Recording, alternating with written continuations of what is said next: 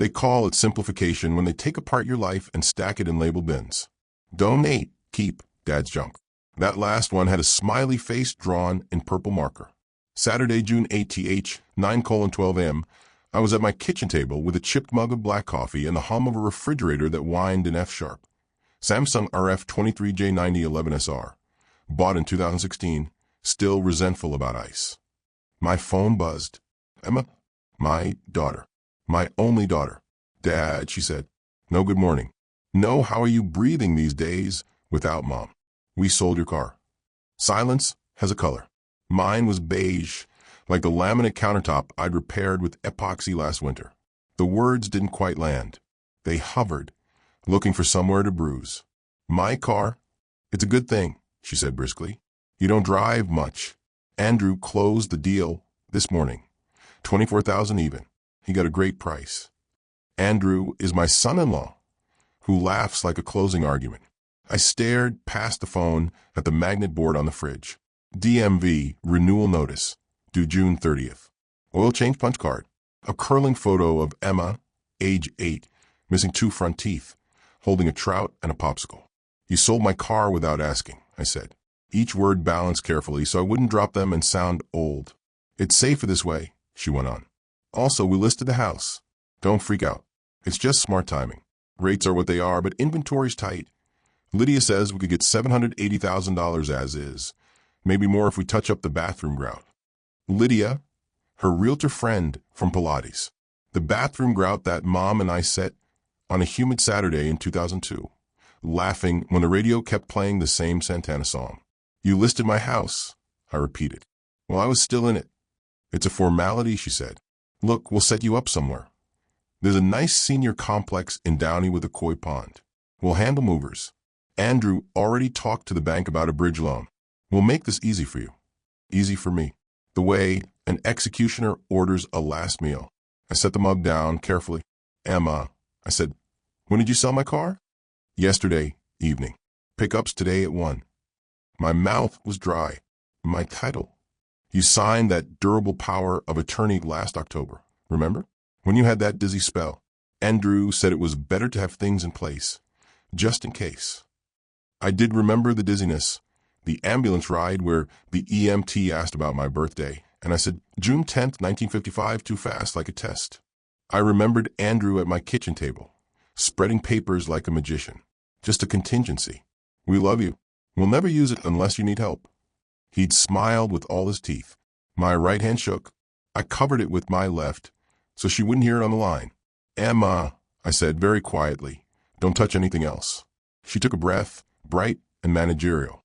The open house is tomorrow from 1 to 4. Lydia said. I hung up.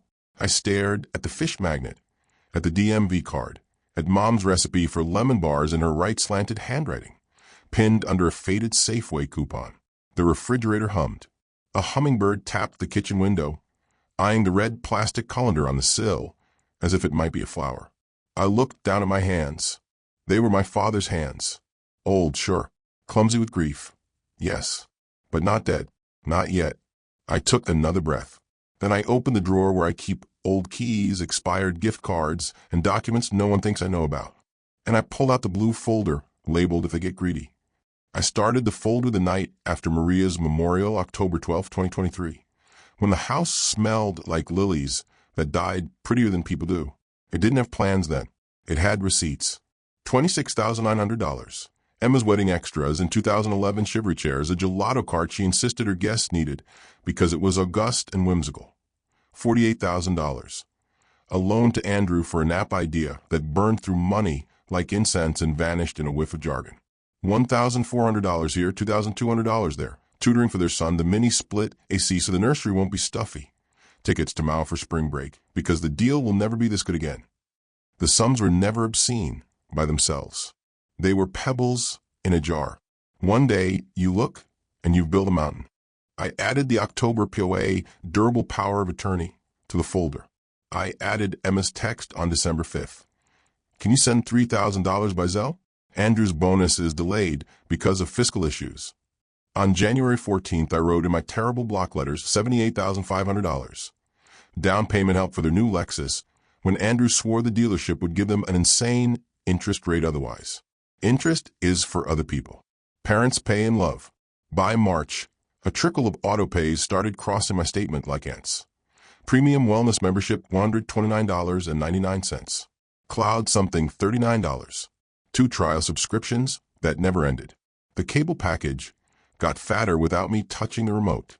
Dad, Emma said when I asked, everything's so complicated online now. Les handle it. He shouldn't be worrying about bills. But bills make a sound when they're wrong. A low hum in the skull, like the refrigerator's F-sharp. I turned off my worry switch for a month. It clicked back on in April with a louder hum. Sunday dinners got tense. Emma chewed her food with the righteous vigor of someone doing you a favor. Andrew talked about unlocking equity, dead capital. The new religion that decides who deserves a blessing and who is the offering. He'd tilt his head at my bookshelf, Steinbeck, Baldwin. The fix-it manuals I kept after I stopped fixing things. This square footage could be optimized, he'd say. Staging could make this really sing.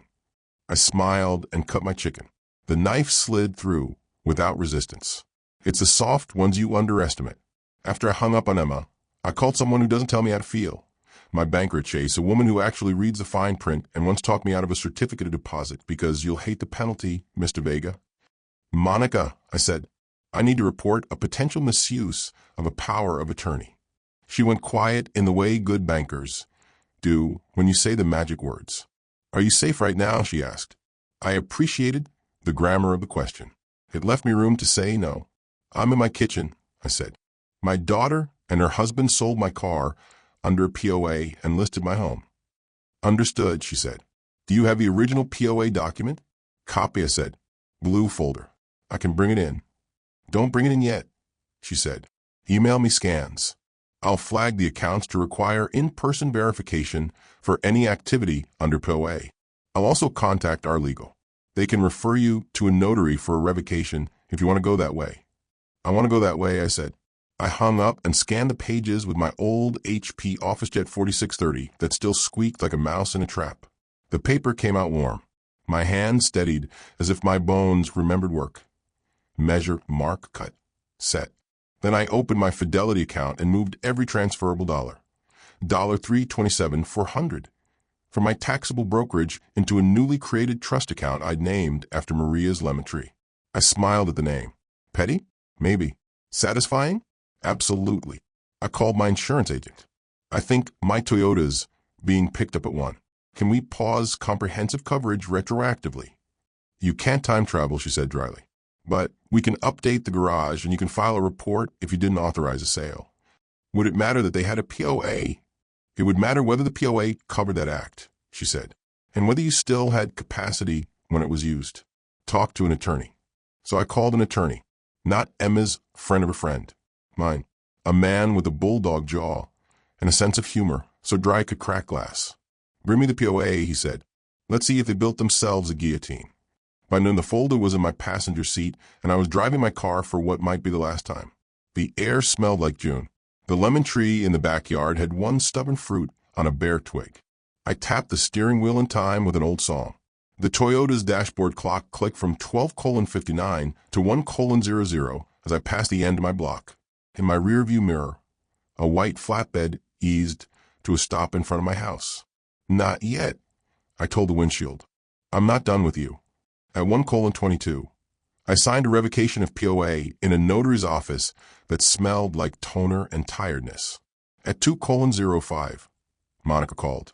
Mr. Vega, we've restricted activity under the POA and flagged any outgoing wires or large transfers. You'll have to prove in person with ID. Good, I said. Monica? Yes. If A. Lydia from Suncrest Realty calls and asks for payoff information on my mortgage, tell her you don't know me. She actually laughed. That we can't do, but we can require a written authorization from you. Require a blood oath, I said. I hung up feeling 10 years younger. At 3:40, my attorney texted, come Monday at 9, we'll discuss a quiet title action and a letter to Suncrest. At 4:15, Lydia texted me a link to my own house, just listed, charming 3-bed in Lakewood with vintage potential. In the pictures, my crooked bookshelf was suddenly an architectural built-in. The scuffed oak floors were original patina, and the lemon trees single fruit glowed like a marketing degree. I clicked the little heart. Save. Mine to watch. Mine to ruin. Welcome, chirped a young man in a blazer that cost a month of my groceries. Feel free to look around. Shoes off, please. I obeyed. I'd always obeyed signs in my own house. I put my sneakers on the mat and walked onto my own patina in socked feet. My living room smelled like an unnatural flower. The staging's a throw blanket draped carelessly, a fake aspidistra, a bowl of perfect green limes like they'd rolled in from a magazine. Nice built-in, said a woman in a floppy hat, touching my bookshelf in a way that made me want to slap her hand. My father made that, I said, before I remembered that the real estate script had no line for me. Are you the seller? She asked, still smiling. I'm the owner, I said. It wasn't the same thing anymore, according to Emma's gospel. Lydia spotted me. Her smile flickered and then found its footing. Mr. Vega, she sang. We didn't expect. You invited the world, I said. Why not me? She blinked. Of course. Make yourself at home. I am at home. We were interrupted by Andrew. He strode in like he was walking into court, wearing a navy polo that won applause. Emma trailed behind, face tight, with the furious patience of someone who's explaining the obvious to a child. Dad, she said through her teeth, can we talk outside? We can talk here, I said pleasantly. In my living room, on my patina. A couple near the fireplace adjusted their sunglasses, eyes darting between us. The young man at the door stiffened. Emma tried a softer tone. You're making this harder than it needs to be. Hard, I mused, is an unconsented sale. Hard is opening my phone and learning my Toyota belongs to a stranger in Van Nuys. Andrew folded his arms. We did what's best for the family. Andrew, I said, smiling like a man about to tell a joke. Have you met Monica at Chase? She doesn't agree. He frowned. What? And Hector Morales, attorney at law.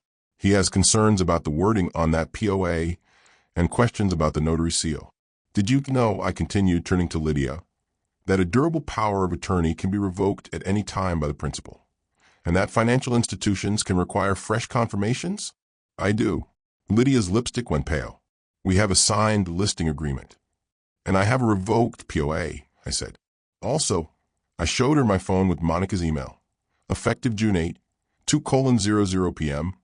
All accounts require in-person consent from me for any mortgage payoff or authorization. The couple near the fireplace coughed. The man in the blazer shifted his weight. From the kitchen, someone said too loudly, Is this part of the tour?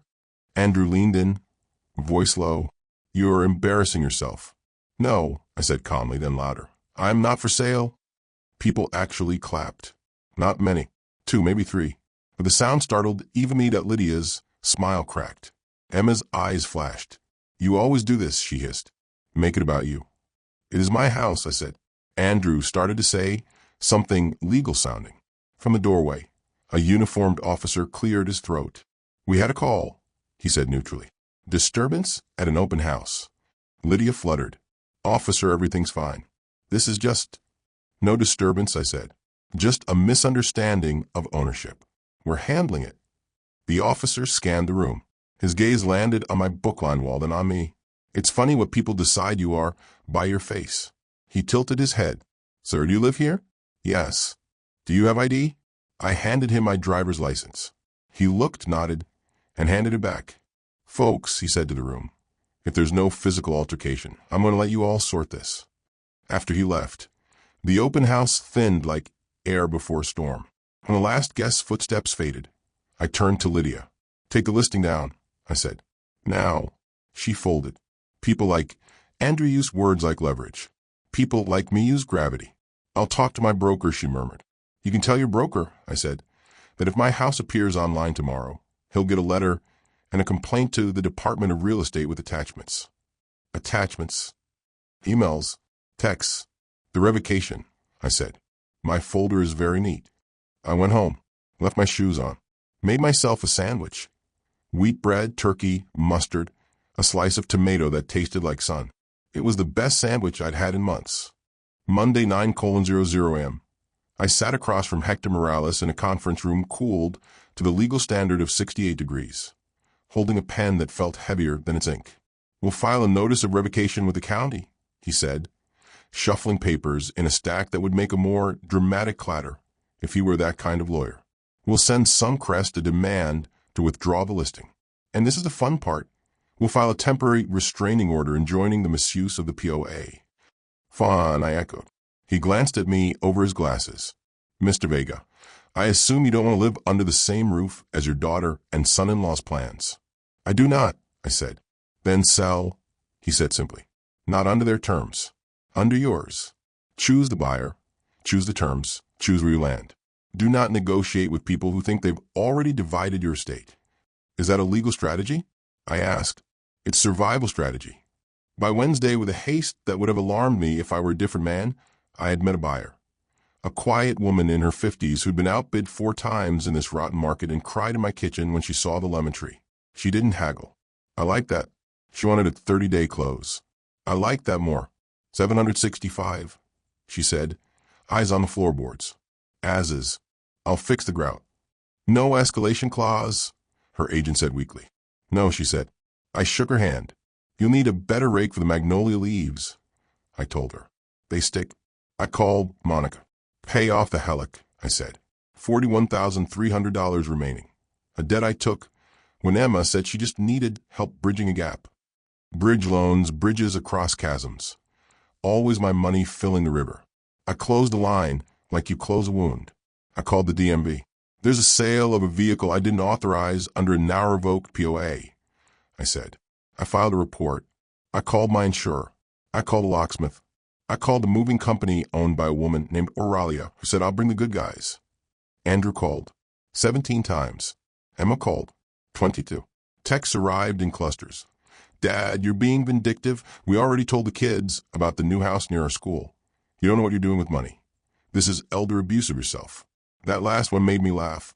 So hard I had to sit down. Friday. A letter went out to Suncrest on Hector's letterhead. Saturday, a process server knocked at Emma and Andrew's front door at 10:14 a.m., interrupting, if the photos are to be believed, a brunch that required linen napkins. The envelope said temporary restraining order, in letters that don't actually appear on the paper, but might as well. Andrew texted me a photo of the server's back. Really classy old man. I typed, "See you in court." Then I deleted it. I typed, "Return my spare keys." Then I deleted that too. I typed nothing. Silence is cheaper than words and more eloquent. Sunday was the second climax, without the fake flowers. Emma invited me to talk like adults at a gastropub with Edison bulbs and a menu that explained what salt is. I went. I wore a clean shirt with buttons that remembered weddings. Emma arrived in a dress the color of new money. Andrew in a face that had won and didn't like losing. We ordered coffee. The server called me sir warmly, which broke my heart a little. "Dad," Emma began, addressing the space over my left shoulder. "We are trying to care for you. You have a history of dizziness. You forget things sometimes. You watch television with the volume very high. Sometimes I like to hear," I said. "Also, I like my things where I can find them. That's not incompetence. That's preference. You're isolating," she went on. "You don't accept help." "I accept help that helps," I said. "Not help that decides I should be a guest in a life I built." She inhaled sharply. Andrew set his jaw. "You don't understand the financial side," he said. "Property taxes rising. Insurance. Maintenance. You're sitting on an asset that isn't working for you." "And now it is," I said pleasantly. "It's working me all the way to a condo in Long Beach with a view of water that moves." Andrew blinked.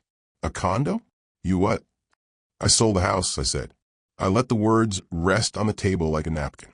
"I signed yesterday. 30-day close. Clean. Buyer loves lemon trees. You'll get the forwarding address." Emma's mouth opened and then closed.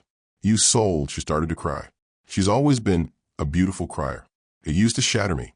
Today it tapped and I didn't break. Andrew leaned in. "We'll contest.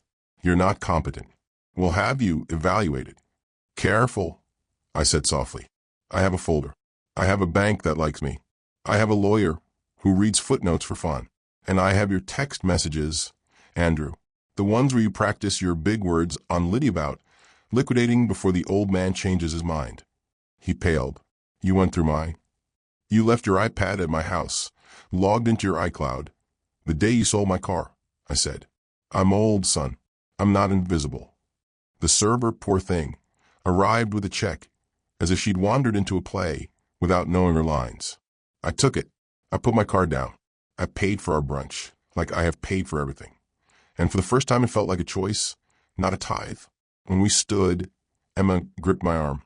You are abandoning us. I'm choosing me, I said. It's new. It feels strange, but I think I like it. As we stepped onto the sidewalk, a man in a gray suit approached Andrew with a folder. Andrew Kaplan? Andrew flinched like he'd been shot with a small, polite bullet.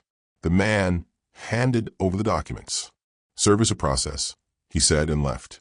Hector's second letter. The one with the details. Court in 2 weeks. Bring everything. Emma looked at me in horror.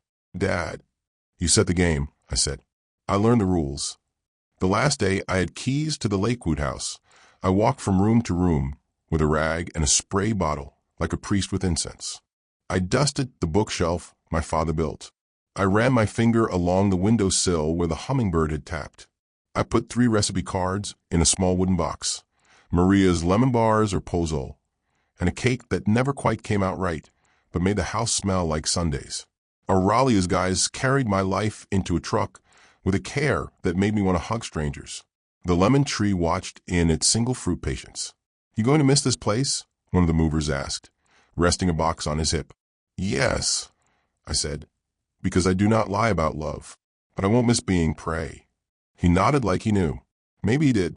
I left the thermostat at 72, because anything else felt unkind. I left a note for the buyer. Use a plastic scraper on the stovetop, not metal. The patio light switch is behind the curtain.